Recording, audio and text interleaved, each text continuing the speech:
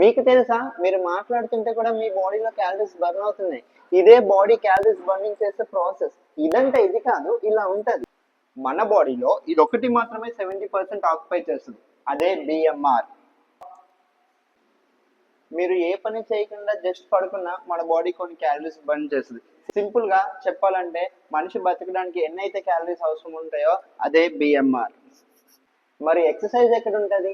ఇదా ఇదా వినడానికి బాధగా ఉన్న ఎక్సర్సైజ్ బర్న్ చేసే పర్సెంటేజ్ జస్ట్ 5% మాత్రమే. దీనికన్నా మనం తినే ఫుడ్ ని డైజెస్ట్ చేయడానికి మన బాడీ ఎక్కువ క్యాలరీస్ కన్జ్యూమ్ చేస్తుంది.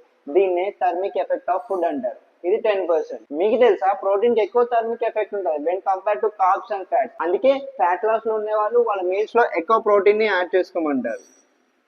మరి ఇదేంటి? ఇదే need, non exercise active thermogenesis. Simple గా చెప్పాలంటే మనం ఏ ఎక్సర్సైజ్ చేయకుండా మన బాడీ కొన్ని క్యాలరీస్ ని బర్న్ చేస్తుంది, అదే నీడ్. సింపుల్ గా చెప్పాలంటే నువ్వు టీవీ చూస్తున్నా, ఇంట్లో అక్కడ నుంచి ఇక్కడికి, ఇక్కడ నుంచి అక్కడికి వెళ్ళినా, అంతెందుకు నేను ఇప్పుడు మీతో మాట్లాడుతున్నా కూడా కొన్ని క్యాలరీస్ బర్న్ అవుతున్నాయి. ఎక్సర్సైజ్ చేస్తే క్యాలరీస్ అన్ని బర్న్ అయిపోతాయి అన్న మీ ఫ్రెండ్ కి ఈ రీల్ షేర్ చేయండి.